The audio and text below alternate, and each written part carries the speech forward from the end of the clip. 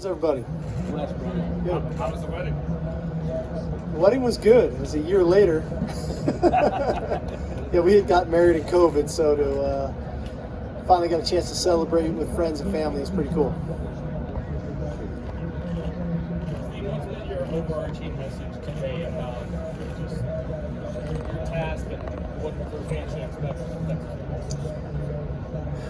Well, I probably think the biggest thing for us has been, I really appreciate our players. You know, anytime you have change and anytime you have new, it always sounds good early on, right? And then ultimately you have some form of adversity and things and different things come up, and that's when you really find out, are we buying into the change, into the newness and the things that you're bringing in. And you know, I think we brought two great examples of that, of Keandre Coburn and Bijan Robinson. Of, you know, we've got great leadership on this team that I didn't know, right? I had to figure that out when I got here.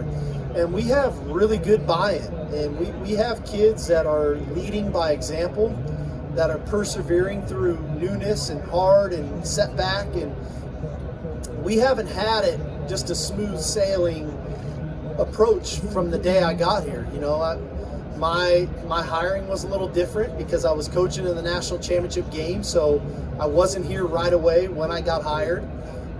When we got here, the first week I was here, the kids weren't in school yet. By that next week, I got COVID. Then they shut down our floor, right? So the players didn't get a chance to meet me in person yet. Then we get into our off-season conditioning program.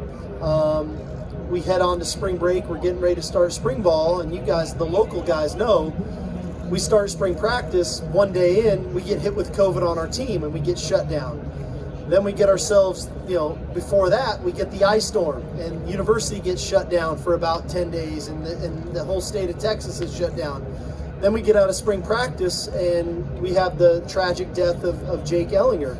So we've been through a lot early on in this process, and through all of that, you learn about the leadership on your team, you learn about the perseverance on your team, and I've been so impressed by our players on that front. And I'm not talking X's and O's and any of that.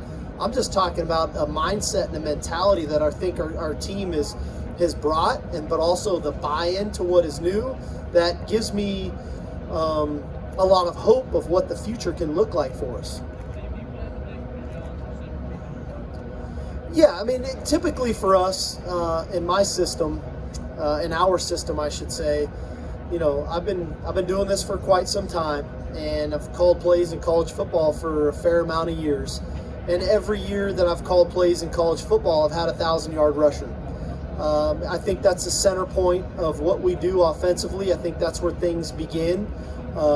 We believe in the play action pass. We believe in the RPO. Those two things work a lot better when you have to feel like you have to defend the run. And there's a mindset there, I think, from a team's mentality to know that they have a guy back there that is going to carry the football for us, that's going to hold on to the football for us, that's going to score a touchdown for us, get first downs, finish games, things of that nature. And Bijan definitely has all the physical traits to do it. I think he has the mental traits to do it. He's an unbelievable human being. You know, he's probably a better human than he is football player. I can say that unequivocally, that what he represents, what he embodies is all of which I wish all of our kids could have on a daily basis. And there's a consistency in doing that I think our team will rally behind. So all in all, to answer a simple question, really long-winded, yes, I think he will be a center point of what we do.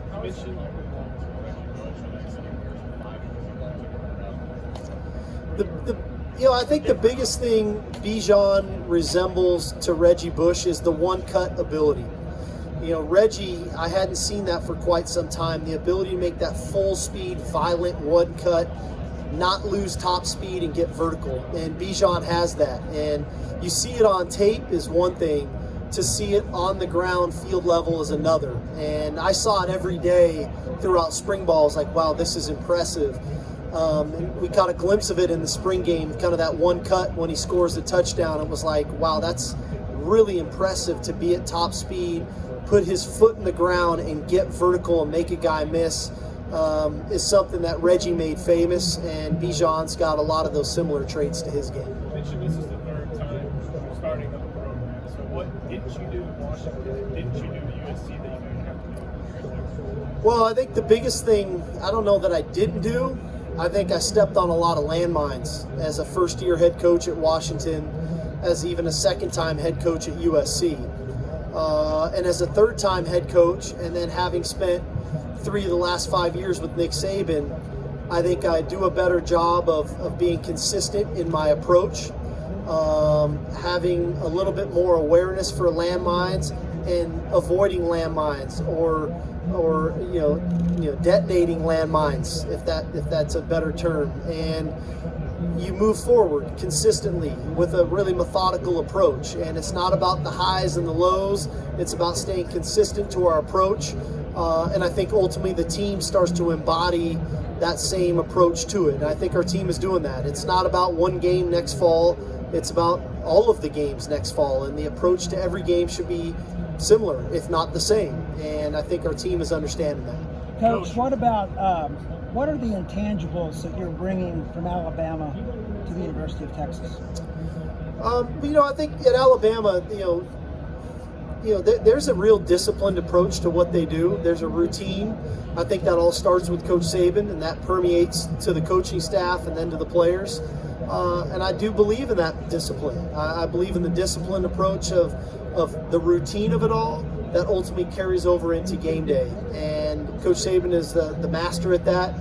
So clearly that'll be one aspect of that program that we'll try to instill here. Coach, what's your opinion on the horns down hand sign and the Big 12's ruling saying it can be a penalty? I don't really have a feeling. I didn't know it was such a big deal. I kind of took it as a little bit of a sign of endearment. We've got a pretty cool deal here. Our horns are up, and we believe in it. We take a lot of pride in it. And if you want to celebrate by putting horns down, you care that much about us, I don't know. I kind of think of it as a little bit of a term of endearment. So it's whatever. If they call the flag, whatever. If they don't, they don't. Coach, you've been a part of some big rivalries, Alabama, USC, Washington. What do you know about the OU-Texas rivalry? And talk a little bit about how you can be familiar with it. Well, the Texas OU rivalry is a special one. I think for the local guys, they probably know me better than some of the more regional people here, but I'm a fan of college football first. I love college football. I'm just fortunate that I get to do what I love, and I get to love what I do. And in my spare time, especially in season, I watch college football. That's what I do. So I've had a chance to watch this game from afar, and now be part of it, I think is something uniquely special. My last college game was actually in the Cotton Bowl against Kansas State, so to be back on that field in this game is going to be something that, I'll cherish the moment for sure.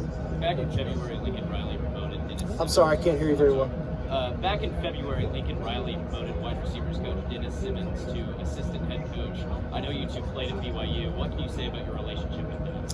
Dennis is a great coach. He was a great teammate, awesome family man. I know he and Lincoln have a great relationship. Dennis is a tremendous recruiter. I'm happy for him and his career and where it's headed. I know he started off with Coach Leach and has worked his way up in the profession, and wouldn't be surprised if he doesn't become a head coach in the short term. Sark, you talk about wanting leadership from your quarterbacks, and conditioning.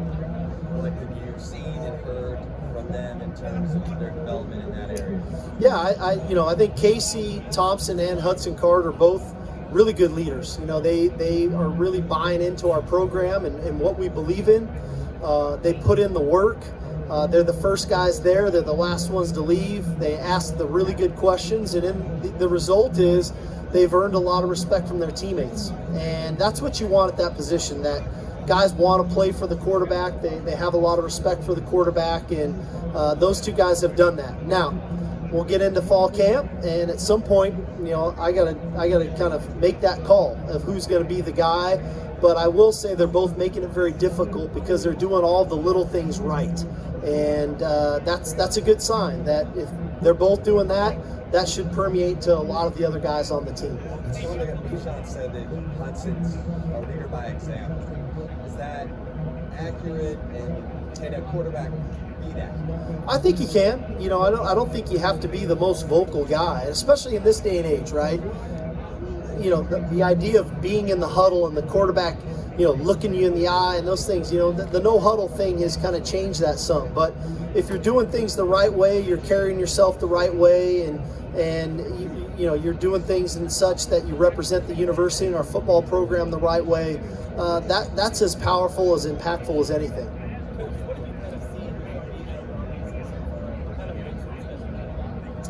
I think Bijan, like I was saying earlier, I think he's a better human being than he is a football player. And that's saying a lot, because he's a heck of a football player, but he's a tremendous leader. He's a tremendous teammate. He's unbelievable for our community.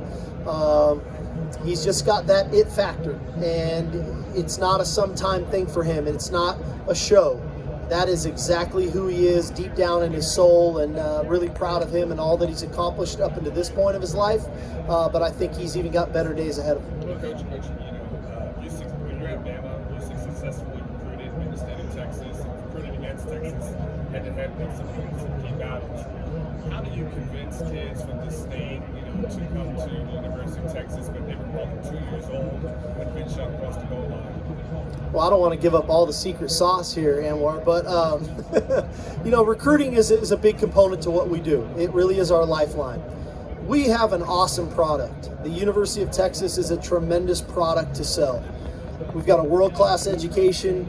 We've got a rich history and tradition football program. We've got a great stadium, great facility. I think we've got, if not the best, one of the top coaching staffs in America. We've got 550,000 living alumni. So there's a lot of really cool things to sell. And in the end, each kid is different. Each kid is looking for something a little bit different that is important to them.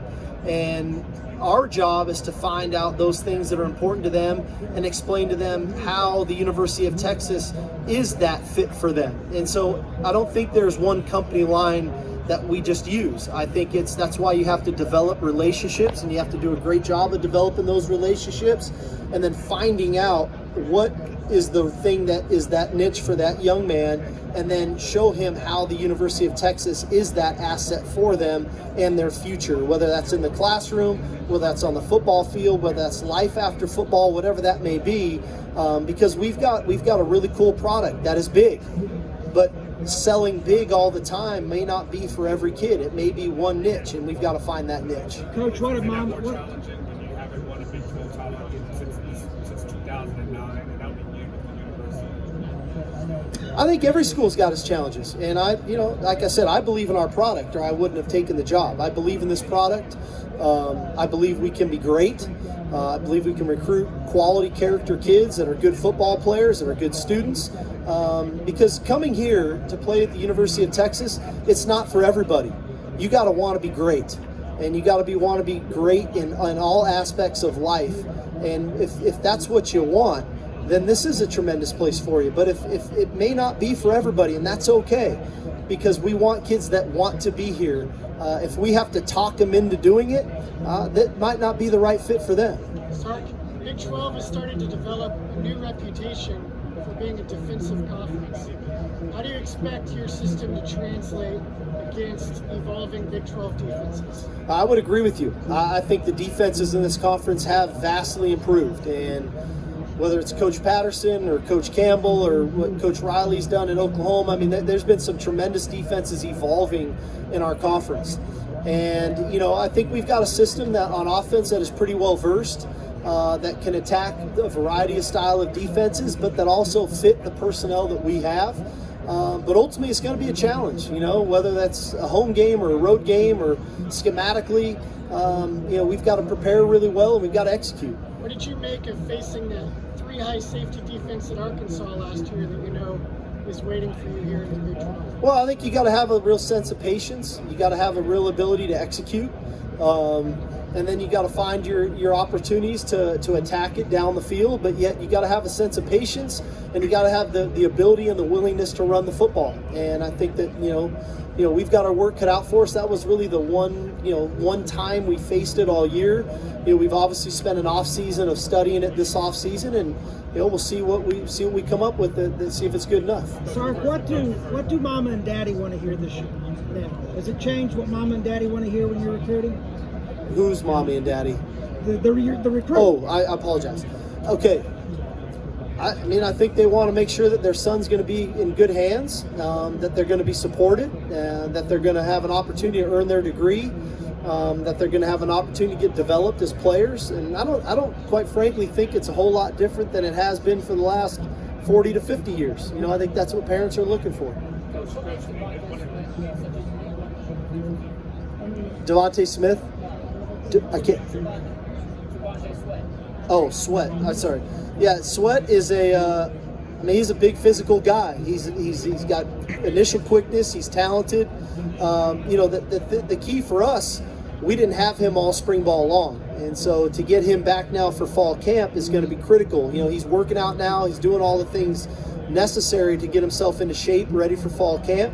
But ultimately, it's now putting it together on the field and working with Coach Davis to put himself in the best position to be successful. A lot of coaches sometimes try to force their culture on players when you do one count. They talk about how you guys always kind of take more respectful approach to that. Can you explain, you know, that thought process? And I know you've seen how it's been done in other programs. Why was your approach a little bit different? I think cultures are formed organically. I don't think you can put a sign up on a wall that says culture, or everybody put on a t-shirt that says culture, and all of a sudden you got a really good culture. I think they are formed organically, and for it to happen organically, you have to give the players a little bit of a sense of ownership of that, and then you try to steer them in a way of making sure that we're staying within the guidelines of what we're trying to accomplish. And I think our players, our leadership, has done a good job of recognizing the guidelines of where we're trying to stay within, and then build our culture from there. And I've been impressed. I have to say, I've been really, really impressed. It goes back to the players' buy-in to say, okay, these are some of the parameters that Coach Sark and our staff are looking for. This is how we're going to get there. And then we try to support them along the way and build them up along the way to let them know that's exactly what we're looking for. Yep, that's what we're looking for. No, I wouldn't do it that way. I would do it this way. And so our leadership committee's done a great job of that. And I think they've got 32 new players that are on our roster bought into a culture that we started to build since January.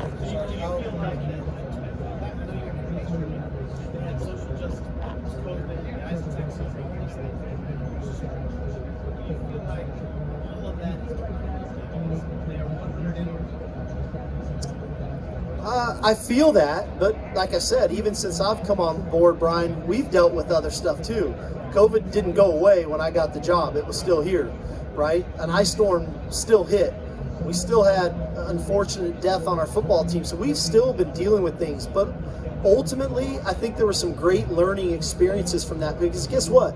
The game of football is not perfect either. There's adversity that you get faced with in game that you have to deal with. And staying focused, staying together, staying unified are all key components to overcoming that adversity to continue to move forward.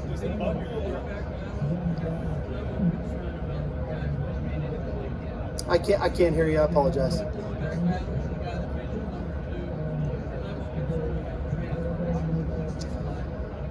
I mean, I guess it's always a part of our culture in this day and age.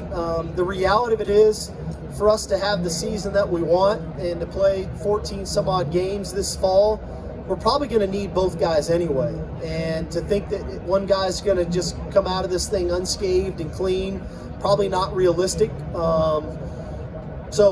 know, there is a level of concern, but I also know the character of these two guys and the buy-in that they've had, and this is their team, and they both feel like they're part of this team.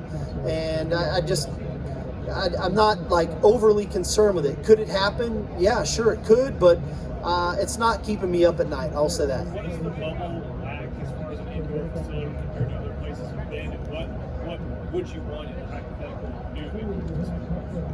That's far, far down the road for me to think about. The bubble's sufficient to me. It's 100 yards long, the turf is good, and the lights turn on. So we're pretty good there. So how coachable is it to have take the top off the defense, speed and receiver, and does Xavier Worthy bring that? Yeah, it's a big component to what we do. You know, having speed at wideout, taking the top off is a big component, right? We're trying to be a physical running football team, that then can take the top off the defense when you commit to the run. So Xavier Worthy is a guy that provides that speed. Josh Moore provides that speed. Cavante Dixon provides that speed. So speed is a huge component to what we do. It's not the only prerequisite of playing receiver for us, but it helps because it goes hand in hand with the run game and our style of play. Coach, what do you see in these new receivers? You're here now. What do you see in what you have here now, and kind of what do you want to add anything to this bunch in the future? Well, I mean, again, it's a talented group. We've got a high football IQ. We're good route runners. We've got good hands. We've got some speed. It's tying it all together consistently on a daily basis, day in and day out, play in and play out, week in and week out. That's the component we've got to get to. We can't have the inconsistency, but that's across the board at every position, right? The best teams play a consistent brand of football regardless of the opponent, regardless of the arena, regardless of the month of the season, regardless of how big the game is supposed to be. We play with a real level of consistency, and that's what we've got to get our wideouts to understand. When they really will nail this thing is when they can really answer the why we are doing what we are doing, why we are running the plays we are running, how and why we are calling this play to attack a specific defense. That's when things will really click for them, and I think we're getting closer to that. Coach, You always have it your special back in the day, but like the personality now. How do you think Bijan's kind of personality lends itself to Oh, I think he's a very likable guy. I think his teammates really like Bijan. I think he's got a great smile. He's got a great personality. He's the first guy to pick a guy up when he's down, and I think they appreciate that about him. I think that he brings a lot to the table on that front of just being a supportive teammate and a consistent teammate in his approach, not necessarily from a physical standpoint, but from an emotional and mental standpoint. How this image of life is changing day to day, also Richard, and schedule for what do you have to do to change? What are the changes for you this fall? My schedule will not change, and our players' schedule will not change as it pertains to football. What they do in their downtime as it pertains to NIL, that's up to them. But our 20 hours are going to be our 20 hours, and we'll be committed to our 20 hours because I do believe we have a team-first mentality amongst our players. Now, there's been some opportunities presented to our players, which, hey, good for them. But as it pertains to us in football, our schedule will not change. Sorry, Keandre said this. Sorry, we get two in a row. I'll get both of you. Go ahead.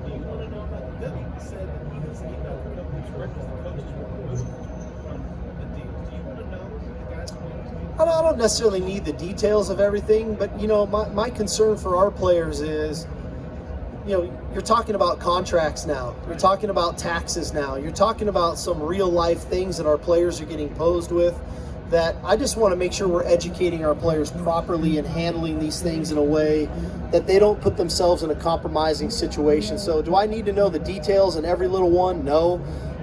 But I do want to be a resource for them. If not me, our staff is a resource for them just to make sure that they're in a good position. Keandre was saying that PK is so quiet. When he first met him, he was like, this isn't going to work. But then, he sees what he draws up. Can you talk about his personality and how quiet he is, and then how it all explodes on the board? Yeah, I mean, PK he's a big-time play caller. That's why I hired him. I think he's great at what he does. I think he's got a lot of confidence in what he does. I think he believes in his staff and gives them the autonomy to do what they need to do at their position. And then ultimately, over time, that building of the confidence in the staff and in the players continues to grow. And I think it's pretty cool to hear a guy 6 months in now talk about PK that way, that he has the utmost confidence in him and in our schemes and what we're trying to accomplish.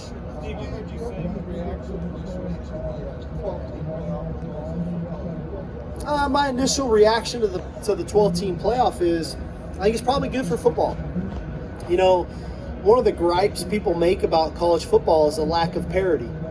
But yet there's parity in a lot of other sports, in basketball, women's basketball, baseball, soccer, whatever we're talking. Well, I think the reason some of those other sports have the parity is because they have a bigger playoff field. And with a bigger playoff field, creates opportunity. With opportunity, now you have opportunity to maybe knock off some of those teams to create more parity in college football. So that's kind of my initial thought.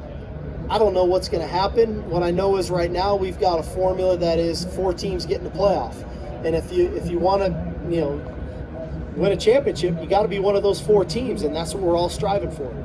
Coach, you say that your offense is progression from RPO to the play action pass to the running game. With Bijan as a young quarterback, are you going to kind of change that progression this year? We're going to start with the running game? You might have misinterpreted me. Our offense starts with the running game first, and then the play action pass and the RPOs come off of that. So from that aspect of it, that won't change. We believe in running the ball, we believe in the RPO, and we believe in the play action pass. And so those for that, how we get to those things is going to be the key component, whether it's personnel groupings, formations, whatever that may be. But we believe in running the ball. Coach, you come from a was place. insane for recruiting. You guys had to cram in a lot in 30 days. Is there anything you learned from that month of going forward you may want to change, or something that worked, or anything like that for staff?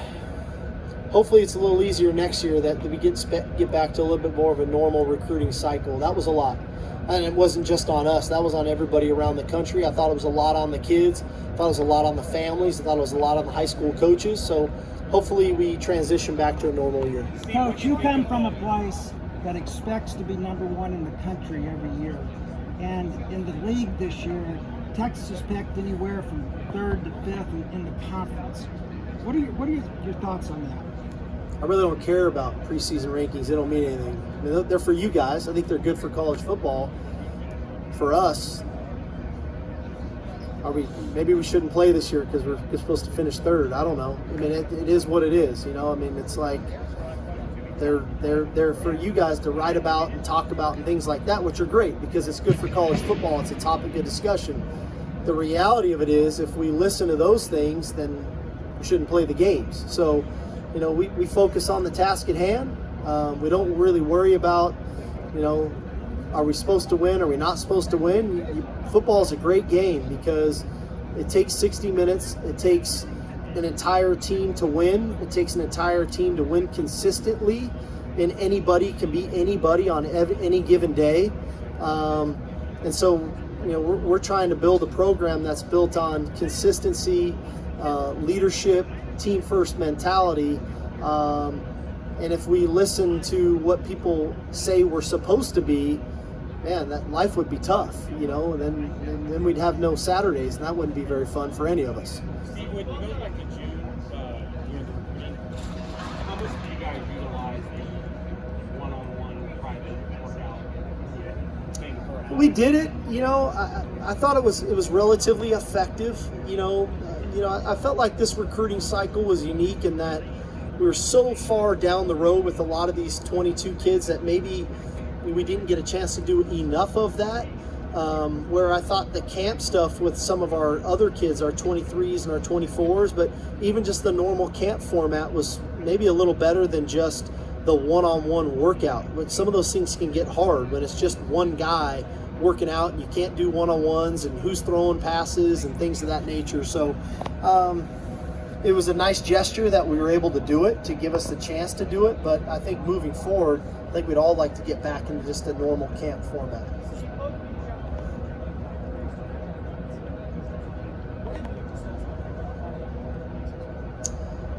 I think he falls in line with the room that Stan Drayton has created. That's a selfless room. Great young man, team leader, work ethic, buy-in, but yet very talented player. Big physical guy who is really bought into playing the position of running back. I think his future is just incredible. He's got a high upside, a really high ceiling at the position. He's got a really high football IQ, which may lend back to his days of playing quarterback. So he's going to have a really big role for us this fall. Guys, we got time for 2 last ones. At what point in training camp do you start prepping for the season opener? And is that the same point where you're going to be able to have starters kind of in place? Well, to some degree, we already have started that prep. We actually did a little bit of it in spring, and we've done some as a staff this summer. But we'll get into that prep for Louisiana probably 2 weeks out. That's an important game, and that's a really good opponent, and we've got to be ready to play. Can you give us an injury update, guys guys back? We'll be 100% healthy come fall camp. Including Ben Davis? Yeah, we'll be ready to roll. Thanks, guys. Thank you.